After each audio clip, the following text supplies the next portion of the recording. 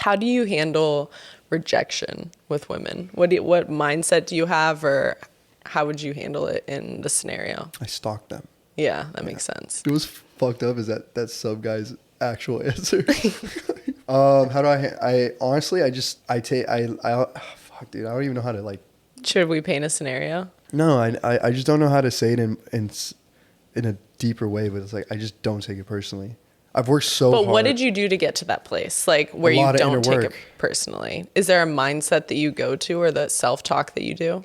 Yeah, I mean, like, honestly, stoicism and reading the 4 agreements will help anyone get to a place of like self-acceptance and not taking things personally. That's one of the 4 agreements, is like literally don't take things personally. Yeah. Anytime I find myself suffering, I'm breaking one of the agreements. Usually it's taking things personally. That's been the hardest one.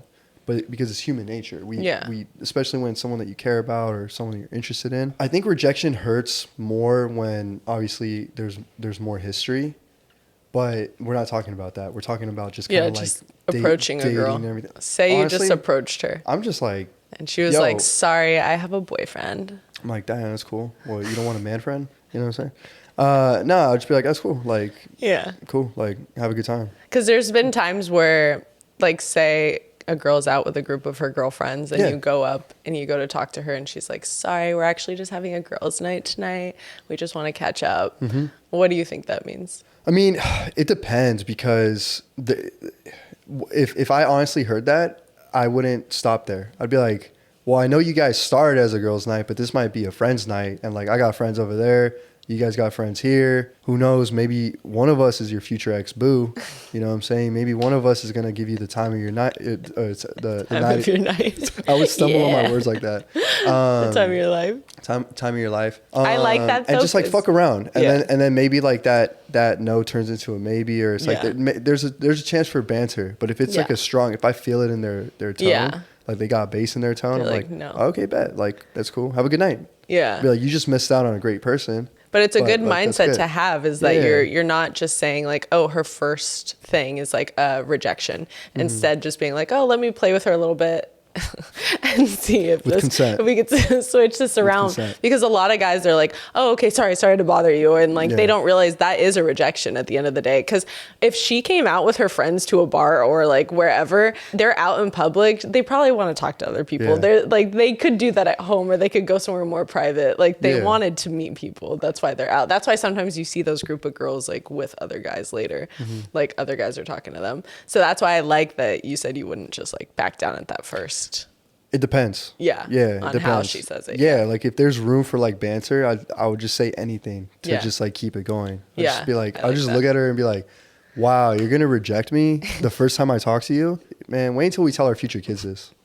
I'm going to be like, yep, your mom rejected me the first time. And it's attractive because it shows that you're like not fazed by like just a rejection. It's like, oh, he may be kind of cool actually. Yeah. I couldn't just like shut him down that easy.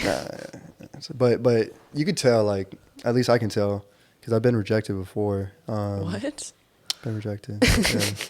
And you could tell, just like when a woman's not interested, she's not interested. And then like when she's really not, I'm just like, okay, cool. Have a good day. And then I go on a whimsical side quest. And you won't just be like, okay, I'm never going to go up and talk to a girl again. No, fuck that, dude. I don't know. Like, my life is like a life of abundance. I don't know. I think everyone should just like move with like abundance in life, mentality, open-mindedness, all that. Just like, if it's so cliche, so trite, but like if one door closes here, another one opens here. This like pessimistic view of the world is so like, why would you choose to live that way? I don't know. I can't even understand that. Even for guys, I am usually like, just because she rejected you, instead of being like, oh, okay, I'm not going to do this again, learn from that experience. Like, maybe like, what could you have done differently, and like, how could you change it next time, or like whatever. Learn from it, because that's what it's like. Anything that you do, you have to practice it until you get good, and then you come up with those witty responses that you have. Because even for me, when it came to like banter, I was like, ooh, I have my go-to ones that I say and I know in different situations, or depending on what. But it all comes from practice. I just pull it out. I'm like, hold on. Guy goes up to you, you're like, hold on. Wait a second. And he's just like waiting there. Oh, you're about to be burnt. Yeah.